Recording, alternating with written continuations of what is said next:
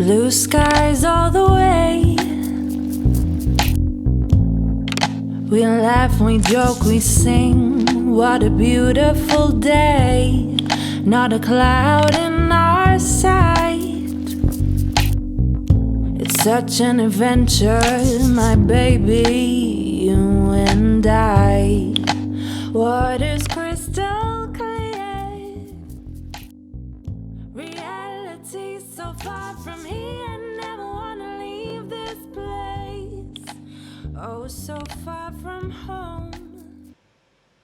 Hello everyone and welcome to today's Facebook Live. It is such a pleasure to be with Jonathan Menteath, the General Manager of Heritage Golf Club. Hello Jonathan.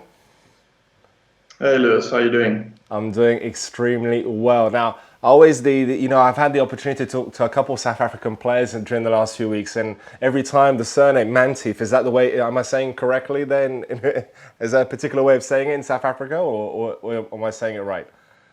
You're saying it right, yeah. It's men and teeth put together. Okay, because we talked to Louis Hoosthuizen a couple of weeks ago. We had Dylan Fratelli, fantastic South African players that have come to play the Fraser Bank Mauritius Open, held at the beautiful Heritage Golf Club. So, Jonathan, today, such an honour to have you with us. During the last few months, during the lockdown, we had the opportunity to talk to several players on the European Tour that every time kept talking so highly of the golf club, the resort, and that particular week, which is the Fraser Bank Mauritius Open, a European Tour event that Heritage hosts since 2000, I think it's 15, correct me if I'm wrong, is it 2015, right?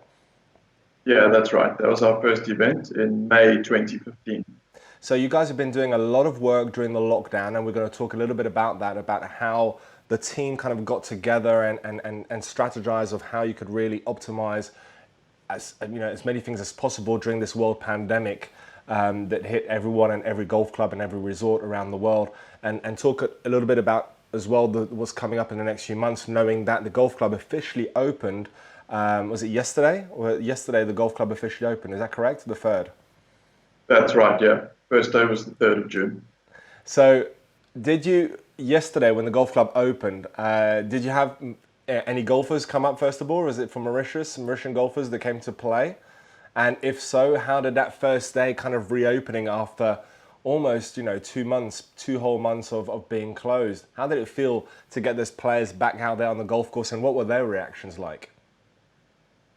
Yeah, it was great. I mean, it was quite a liberating feeling to come back to work and to be able to see some familiar faces both on the staff team and familiar faces in terms of members and Mauritian golfers. So yeah, we did. We had, I think, 16 players on the first day, which is not bad for an opening day. Most of them were people that have joined the new membership that we've launched with the construction of our second golf course. So a lot of them, the first people out of the blocks in terms of coming to visit us were our members. And we had a few visitors as well. So the second golf course, you mentioned it, we're going to touch upon that in a couple of minutes, talking about the reserve, hopefully opening up in it was scheduled for 2021. You'll talk to us a little bit about the updates on that golf course there. But let's first come back a few months and talk about, what happened during this lockdown where the golf club was closed. What did you do as a general manager of this wonderful golf course that's rated as one of the top golf courses in the world? What did you do during those first few weeks, and how did you make sure that the course was going to be really keeping up to its unbelievable standard? Well, I think the first thing was that the confinement or the lockdown came so quickly. We went from a period of being completely open. Within a matter of few days, we were closed. The new edition of our magazine. So we really had to be agile and think on our feet as to how we were going to manage the whole situation. And I think by and large that first week went really well, where we did a lot of communication with our staff briefings about what to expect. We of course had some guests that were left in the hotels, and we had to get them to their homes safely. So it was really a team effort with working with the hotels, staff at Golf, to make sure that our guests and our golfers still had a good experience while all of this was happening. So that was sort of leading up to the lockdown. And then we, as a management team, we decided that we didn't want our staff traveling in groups to come and work on the golf course. So we had to go through a process of getting the official work access passes from our government in Mauritius. Eventually, we ended up having a small team of 8, mainly comprised of managers and supervisors, myself included, and my 2IC, and we came out onto the golf course. And again, it was actually quite a privilege to be out there on the golf course, seeing the sunrises, having the sun on us, the wind in our faces. It's kind of surreal at times. It must have been. Yeah, you kind of on this 100-hectare property alone, mowing the grass. And, it was really special.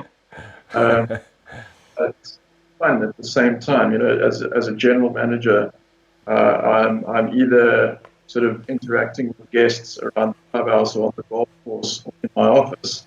So it was, as I say, quite a unique and liberating experience to be out mowing the golf course. And so the lockdown now is officially over. How are you happy with what the course is like today for the opening yesterday and for the following weeks to come? Did you accomplish the goal that you set out for yourself during the lockdown to make sure that the course was going to be unbelievable by the time it opened again? Yeah, absolutely. I'm very happy with the conditioning. I think if anyone came out now and played, that they'd notice that the course is really still in championship condition. I had a chat with the first 2 ball yesterday after their round, and they complimented the team on having maintained the course to what they know the course to be. So I really can't fault the conditioning of the course at all. Yeah, I so wish I could have been there to play one of those first guys going out on the first tee. That must have been unbelievable, to have those couple months as well because sometimes a course needs time to breathe a little bit as well, and it's difficult with such a world-class golf course like Heritage to have that course kind of relaxed during the year, because it's so, there's so many people want to play that beautiful golf course. And so, having that time to work on the golf course for a couple of weeks, it also sometimes does some good for the golf course, So I must admit that yesterday I was a little bit jealous when I heard. I was like, oh my, the golf course is opening. I was like, oh my God. And I was preparing this Facebook Live as well, and I was watching footage of the course and the resort, and I was like, I so wish I could be there right now. It's especially where I'm at right now in Paris. It's raining, so it's kind of like, please take me back to Heritage. When it comes to my following point, just behind you there, you've got the flag of the Fraser Bank Mauritius Open signed by, that must be a winner from a past event. Who's that? Is that George Coetzee? Yeah, that's George. He was the winner in 2015. 2015, which is the first edition. Yeah, exactly. So if you look around my office, I've got flags from most of the events, especially Fantastic. the ones at Heritage. And it's been exciting to meet all of them over the years. George is going to be with us hopefully in the next few weeks. We've got contact with him through social media, and he said he'd be happy to do a Facebook Live with Heritage. So hopefully we should have him on next week, and he's going to be talking about his victory in 2015 and his experiences at the Fraser Bank, and he was really happy to do so following his fantastic win there. But just before George, we had, as I said, several players, and we had all 4 ambassadors of the European Tour who represent Heritage Resorts on the European Tour. Romain Langasque, Clément Sordet, Jakub Van Zyl, and Marcel Sim, from Germany.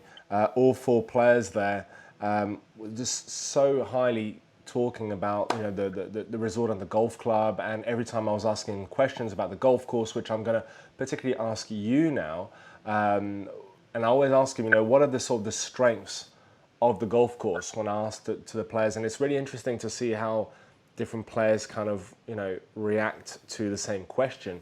So asking you now as the sort of the general manager of the golf club, you've played it obviously several numerous times, so probably the course on the back of your hand. What are the sort of the strengths of this beautiful golf course that is Heritage Golf Club?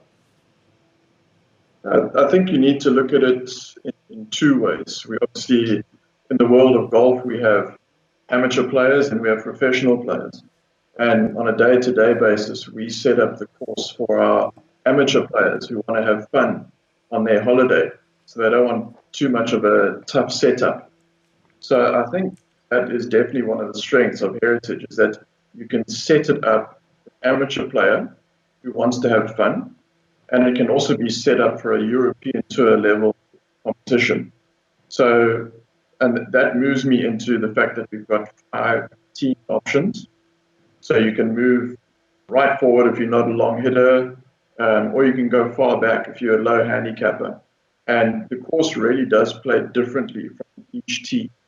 And it's not necessarily easier as you move forward, because let's say, for example, if you're on our third tee from the back, which is our club tee, it brings a lot more of the trouble into play. And Peter Matkovich designed the course with that in mind. So when you're teeing off the club tee, a lot of the club players and amateur players from the hotel come to me and they say, wow, that was actually a tougher course than if I played one tee back, because all the trouble is now in play. Yeah, so I saw that firsthand. The trouble being in play, depending on where the tee box is there, that trouble can either be out of play or into play. That's really interesting the way you say that. Yeah, exactly. And I think the next thing in terms of the pro golfers is that the course is not necessarily that long for them.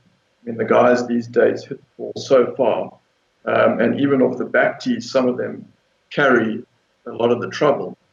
But the protection on our course is a little bit of the wind that comes off the east side of the island, so that we can get up from time to time. But the main protection is actually around the greens. And you don't realize it when you look at the course. But especially when we prepare the course for the championship, the rough around the greens is really hard to navigate in terms of chipping.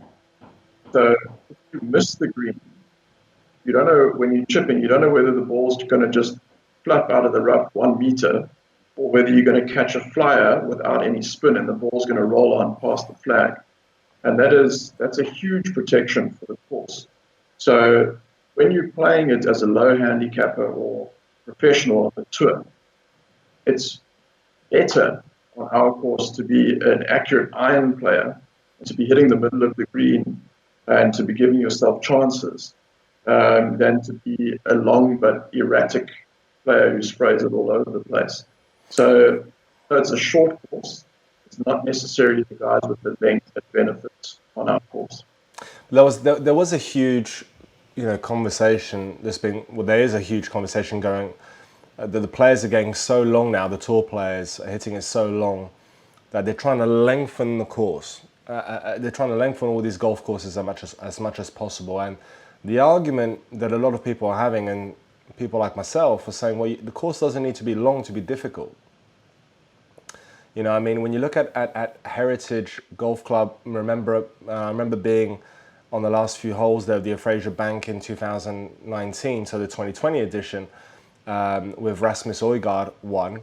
I remember 2 particular scenarios on hole number 17 and 18 that cost the tournament probably for 2 players. One is Renatero Panettone, the Italian player, that hits it into the 18th lake on the playoff hole. So he was trying to reach that green on 2 to try to be aggressive in the playoff. He got into a 3-man playoff with Rasmus Højgaard and the French player Antoine Rosner, and he tried to go for it, and that pin location was quite dangerous where it is there, tucked in at the back there. And then the second situation was for the Belgian player Thomas Detry, he was also in contention to win the tournament. And on the 17th hole, he hits the ball plugged into the bunker on the right-hand side of the green there, with the pin being tucked on the right. So he obviously tried to be aggressive and go for the flag, and that ball went a couple yards, maybe 1 or 2 yards to the right, and just wandered off into that bunker and ended up being in a very bad lie, which cost him, potentially the tournament, because at that moment he was, in very good contention.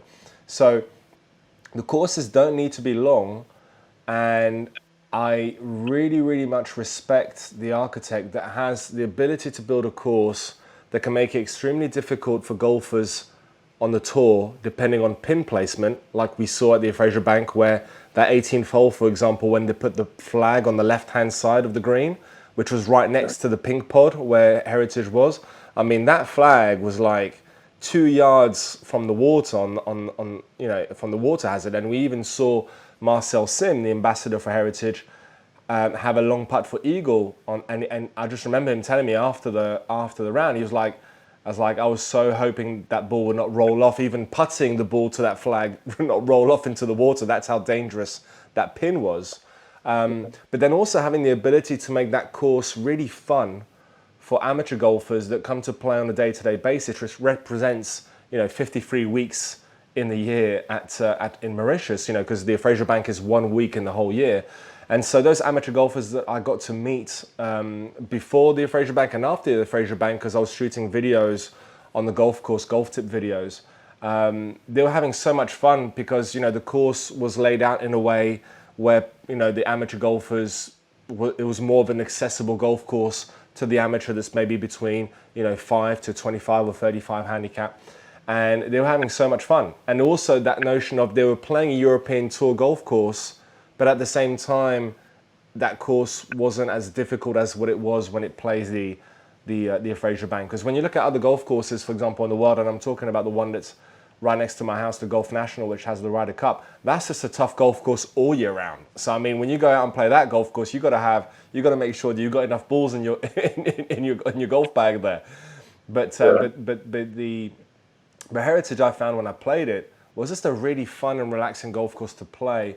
And at the same time, having that scenery on the 18th hole where you get to see the sort of the ocean behind the resort there, it's just it's just one of those views where you're just like, wow, it's just one of those wow moments when you stand on a certain tee box, which makes me think about this second golf course now that's being built. And I know that there was a lot of emphasis from the team at Heritage to build a golf course with a lot more sceneries around the golf course. So can you kind of talk to us a little bit about the construction now of that second golf course, La Réserve, how it was built and what kind of idea behind the golf course and how it's maybe different from the actual course at the moment that people can play week in and week out? I think the main thing with our second golf course is that it's firstly links style. So it's not a true links golf course, but it's a links. So it's going to be very unique to Mauritius, which is first point. So when you come to Heritage, you're going to have a tropical style golf course on our first course, which is also of the European Tour standard. And then you're going to have a links style golf course a bit higher up the mountain. That's going to give our golfers something to look forward to every day. The unique thing about the land on the second golf course is that it's got a 180 meter elevation change. So the views on that second golf course are really second to none, really spectacular. I mean, when you stand on that first tee, you've got a 180-degree panoramic view of the ocean and the land below you. And then you play down the golf course with the clubhouse and the 18th hole being at the bottom. So it's a really unique design where there's a little bit of a journey, about a 10-minute journey up to the first tee from your check-in point at the clubhouse. But then you spend 3.5, 4 hours journeying down this magnificent link-style golf course with every hole being different, every hole offering something unique to your experience. And correct me if I'm wrong, but you start at the very top, right? So you got this, as you said, 180-degree view. And as you mentioned, you're kind of working your way down the valley. You're working your way down on the golf course as you're playing. You're getting back down to ground zero. Is that correct? Exactly. That's unbelievable. That's crazy. Yeah. The clubhouse is, let's call it ground zero, and then you take a golf cart trip up to the top. You can also, very importantly, walk the course. So there's been a tremendous amount of effort from the design team and the management team behind the scenes to really do a lot of research into what are the roots of golf? How did golf start? What is the true golfing experience? And we found that, if you look at courses like in America called Bandon Dunes, it's in the middle of nowhere. They discourage golf carts and encourage walking. They've got 5 courses there. And people travel out there all the way because it's such a unique and wonderful golf experience. And that's the same sort of concept that we are trying to create here, is that our owners have given us the best land to build this golf course on. So they put golf right at the top and said, look, golf is our number one priority in the Heritage Ballon domain. And there's the land, build something spectacular. So we've done, as I said, an incredible amount of research behind the scenes and working with Peter Matkovich and Louis Oosthuizen, discussing hole by hole what works here, what works there. And it's a dynamic process. And I think that's one of Peter Matkovich's strengths, is that he doesn't just plug his design into a computer and send his team out to build the golf course. He is on site every single day, tweaking a tee box or a mound or shaping, here or there. And I'm talking literally to the point of, looking at a hole and taking away a small mounding of sand that maybe just doesn't quite fit with the horizon, the shape of the horizon. So we've gone to that detail in terms of getting this course, what we hope to be a top 100 golf course in the world. That's our aspiration, is to be top 100 in the world. Yeah, I had an opportunity to meet Pete in January, and you can just tell how much of a passionate architect he is, and how much attention he pays to detail, which I always love. I always love that little attention to detail, which really resonates with everything the experience that I lived by every time I've gone to Heritage. There's always been that attention to detail, whether it be at the golf club or at the resort. There's always been attention to detail, which I really love. And also the fact that you've had Louis Oosthuizen kind of partnering up on this second golf course. It's very rare in the world that we have major winners that associate themselves to a golf course. You can maybe count them on 2 hands how many actual major champions have built or participated in the construction of a golf course. So that brings also a lot of that championship mindset. Him winning the British Open and kind of giving his point of view of how he kind of sees the golf course on a player's standpoint, which I think is always very important, to kind of have the architect who's also a very, very good player, but also, the current tour player, the major champion, that kind of gives his playing vision of how the course should kind of be outlined there. So that's really, really interesting. So the players on the European Tour, when we've had the opportunity to discuss, the golf club, I've always asked, what's your favorite hole? Now, I know that you're general manager of the golf course, so you kind of had this overall, every hole's my favorite hole. But if you had to choose one particular hole, which would be your favorite hole to play at Heritage Golf Club, the one that's currently in play, what would that be? Which hole would that be?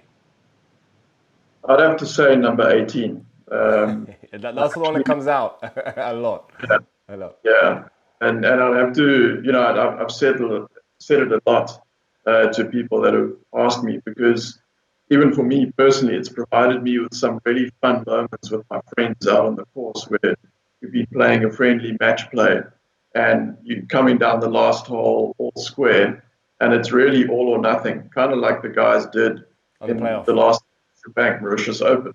You go for it, but you could land up in the water on the left, you could land up in the long grass on the right. But on the other hand, if you're too conservative, at best you're going to make a birdie, but most likely a par or a bogey. So it's really a great hole, because if you stand on that tee, it's a little bit elevated, the wind comes pushing off the left. Then you've got the bunkers on the left, which you either have to carry or miss. Your landing zone is there, but you've got to start your tee shot at the bunkers because of the wind. And then on the right side, you've got the long grass, flanking the right of the fairway. So you also can't push it too far right because you're going to go in the long grass. So from tee to green, it's challenging but exciting. And it offers, in my mind, everything that is heritage.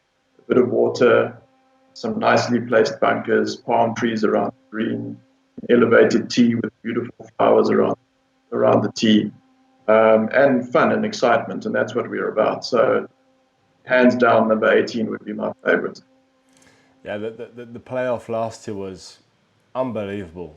Standing next to that green and watching the 3-man playoff come down to 2-man playoff, and watching that young Rasmus Højgaard, who's probably going to be a Ryder Cup player in the next 4 to 6 years, playing. He actually played minus 5 on that last day, on that 18th. He went birdie to get into a playoff, and then he went 2 birdies and finished with an eagle. So I mean, he played minus 5 on that 18th, and I really like what you said about it being a risk-reward hole. And I think kind of the whole golf course works that way. It's kind of like if you take the risk and it works out, it pays off, but you've also got to be willing to take the risk and accept the fact that if you take the risk and it doesn't work out, then you're going to be penalized, which I think all golf courses should be like. I hate hitting a fantastic shot and not being rewarded. When I can't find my ball, because it's kind of like a blind hole, where sometimes you can't see where the ball lands and stuff. I really don't like that, but I really like because I'm a big risk reward player, Jonathan, because I don't play much. I play maybe 15 times a year. So when I'm playing, I go all out. I don't know, it doesn't work out all the time, but I go for it. I enjoy going for it. And so that 18th hole for me, I'm going for that green 10 times out of 10. And I accept the fact that there's water on the left and bunker on the right. But I remember talking with Rasmus Højgaard, who won the tournament, the last edition. And I remember him saying, when you walk down that fairway, and he made birdie to go into a playoff, it's interesting, he said, all I could see was the water on the left and the bunkers on the right. That's all I could focus on. I couldn't focus on what I had to do. This is when he was trying to get into the playoff. And he says, so I tried to really just recenter my focus and just really, stay in the present moment, and I managed to pull it off and get a birdie. And then when he got into a playoff, he said, all I could see was the flag. So it's interesting as well, like mentally, how you can play that same hole, and depending on, what the pressure is, obviously for the tour players, the pressure is going to be a little bit more important than the everyday player over there. But still, depending on the day that you play that hole, you could feel so confident and go for the pin, or sometimes you're just walking down that fairway and you're like, was that lake as big as as that yesterday? Like, I don't remember it being being there. So it's really interesting how that course kind of changes in people's minds. Yeah. I think it also comes down to just, obviously, tour players just really need to trust their swing, because they swing it so well, and also knowing the course, because what I found particularly on that hole is that the prevailing wind from left to right really pushes your ball more than you think. So even if you tug it a little bit left at the water, generally speaking, you're going to land up in the middle of the green. And that's why so many of the guys were landing up right in the bunker, or short right, because you need to trust the line that you're taking, that the wind is going to bring it back. But I could see that, as you mentioned, with Rasmus. I mean, he's 18 years old, so to have that kind of focus during a playoff was amazing. And you were all sitting on the 18th green, and the eagle that he hit, the winning putt was obviously impressive. He had to sink to win, but it was that second shot where he took it straight and tucked behind a mound at the back of the green. It was incredible. I've never seen a shot like that on the 18th hole. I've never seen somebody perform that well in a playoff, just overall playoff. Playing 4 under par during those free playoff holes, knowing that Antoine Rosnell, the French player, who I was kind of rooting for, and I don't want to be, but I mean, I'm half French, so obviously, I was kind of like, I had the French flag tucked away there in my pocket there, just hiding it out. But Antoine is a good friend of mine. He went birdie on those first 2 holes, and they were good birdies. He had to sink some good putts there. So I mean, you can't take anything away from Antoine. He didn't lose that playoff. Rasmus won it. He went out there and he was just doing everything better that day. And sometimes that's just the way it works out. And sometimes, one putt makes the difference. And as you said, that third playoff when he hit that 5-iron, over the green, into that flag, and when it pitched by the flag and it just rolled on. Sometimes you don't appreciate the shot until you actually stand where the shot was taken. So when I saw that land, I was like, wow, like that was impressive. But then I got to walk to the actual fairway, and I got to stand where he was standing at that particular moment, and I looked at the lake, the bunkers, the crowd, and I was like, that shot just got 100 times more impressive, because when you stand over the shot, you're just like, this is crazy. Like, this is absolutely crazy what he just pulled off. So big congrats to him.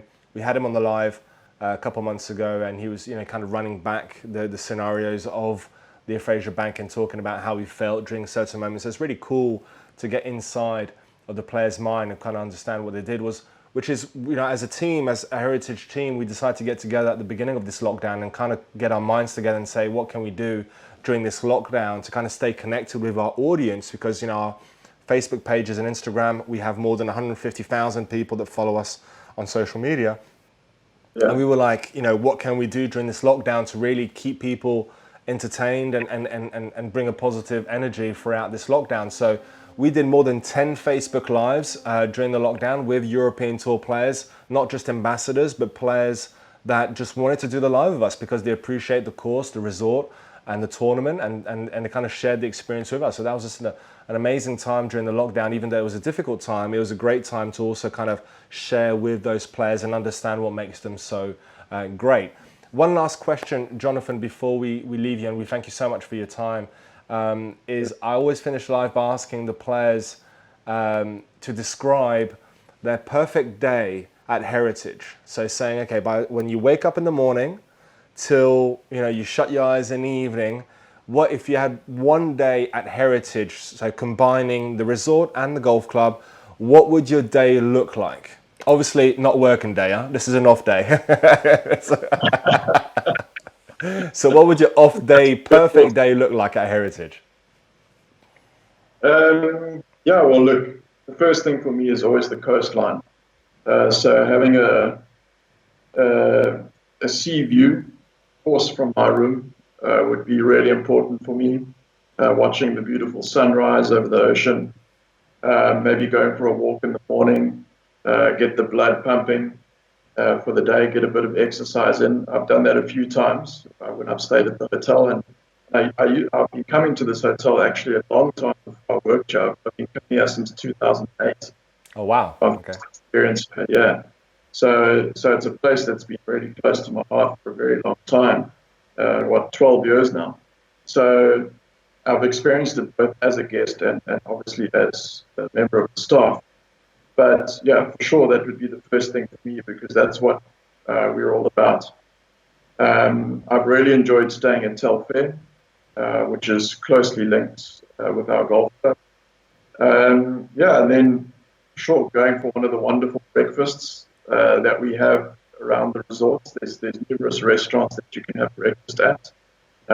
So I'd probably try a couple of those during my stay.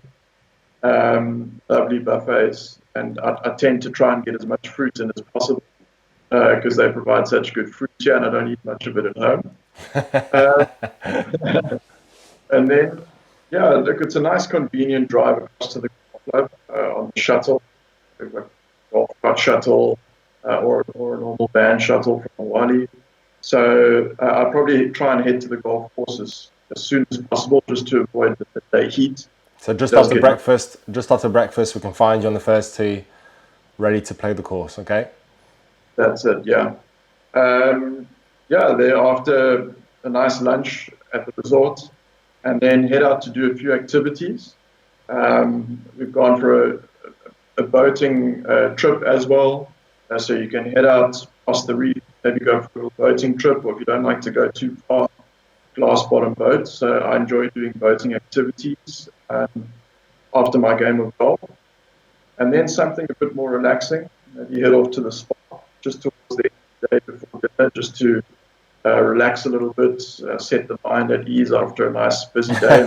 Yeah, after a tough day, set the mind at ease. And then a nice relaxing dinner. We've got 12 or 13 restaurants now that you can enjoy dinner at, and it really gives a lot of choice. So I'd probably say my two personal favorites would be the Chateau or Ginger. And being South African, we've also got a OMBRE restaurant at the golf club that serves perfect steaks. So I'd choose any one of those restaurants to go and enjoy a nice meal, and then put my head on the pillow and do it all over again. Ginger seems to be a popular restaurant amongst tour players as well. The Ginger restaurant comes out quite a lot. It's a really, really nice restaurant where you can overlook the sunset in the evening. I went there with my wife numerous times around 6:30. Sun comes down, you have a little drink there on the beach. Sounds about good right now, and then you could have Asian style dinner. So yeah, that ginger place. So walk in the morning, get the blood flowing a bit. Nice fruity breakfast, 18 holes, lunch at the Telfair, and boat activities in the afternoon, finished by a nice dinner at either at Ginger or at the Chateau. That sounds like a pretty good day to me, Jonathan. Very importantly, the spa as well. Yeah, so the spa, the wellness center. I forgot that. Yeah, the massage wellness center. Yeah, and in the next few weeks we'll try and get someone from the wellness center as well to come on and tell us all about the wellness center, because we talk a lot about golf on our Facebook pages and Instagram.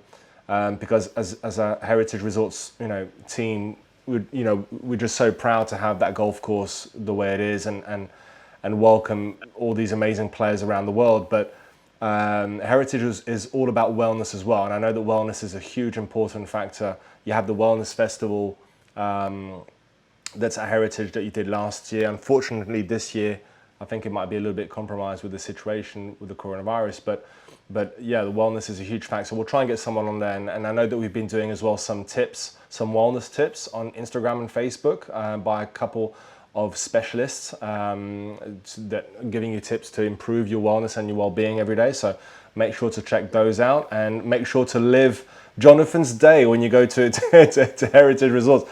I always I've been kind of like hearing different people's perfect day and kind of building my own little perfect day, because I was like, hey, I didn't think about that. Yeah, I'll take that. And then I didn't think about that. I'll do that. Like we had last time we did the live was with Romain Langasque, so the French ambassador. Yeah. It's funny because he actually said, I'll play golf more towards the end of the day, and I do my boating in the morning, and I kind of let the day go by, and then I like to play with the sunset. I like to kind of just go out there and get a quick 18 in with the buggy when the course is kind of around like 4 or 5 p.m. and play the course when the sunset's coming down, which I thought was interesting as well. So it depends on who you talk to, but it's always interesting. Whatever the day it is, it's going to be a pretty good day. And what I wanted to do as a PGA golf professional as well, an ambassador for Heritage, is we filmed 24 golf tip videos in December, just after the Fraser Bank.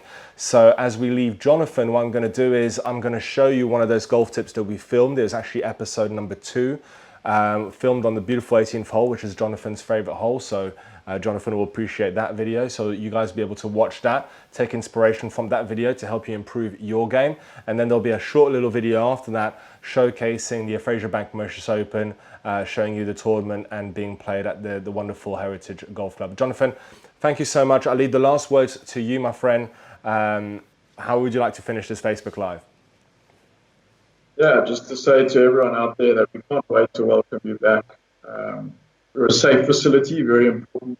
We've taken all of the precautions that the World Health Organization and our controlling golf body, the Mauritius Golf Federation, has recommended. Mauritius has done an incredible job in really getting rid of the virus on the island. So the destination as a whole is safe. 100% safe now. That's correct, right? It's been there for about, I think, a week or a couple of weeks now, where the island has been known as risk-free. It's completely, the virus is not there. Exactly. So people can come here with peace of mind, and we're going to give them a fantastic experience as always. And I think maybe even a little bit more, just to make them feel that much special after having been locked down for so long.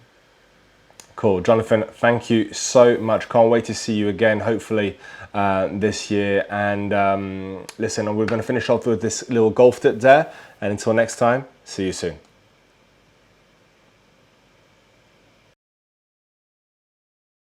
I'm PGA golf professional Lewis Wallace, and this week I'm at this stunning heritage golf resort that is the host of the Fraser Bank Mauritius Open European Tour event. And I'm standing here on the 18th tee box. I've got a great par 5 coming up, dogleg to the left. I have to fly over those bunkers to give myself a good chance of reaching this par 5 on 2. And in this particular episode, I'm going to talk to you how you can create more clubhead speed coming through the impact area for more distance and better control.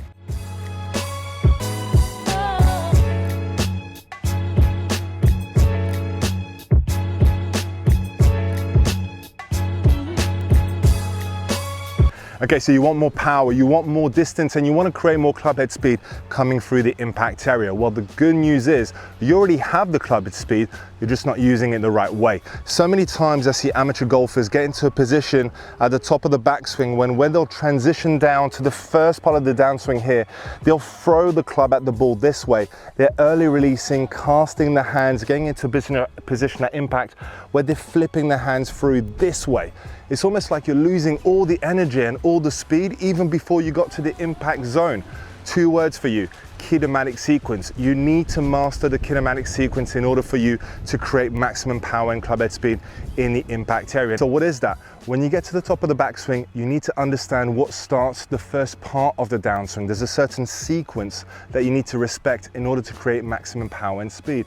So the lower part of the body starts in very first position, transitioning down this way. Then the upper body, the torso, is following up in second position. Third position, we have the arms following. And then at the very last position, fourth position, is the club head reaching the ball at impact, allowing you to create maximum speed and power thanks to that order, that sequence that you must respect. Now, here's a very simple drill that you can do even at home while you're watching this video in order for you to understand and feel the kinematic sequence. Here we go.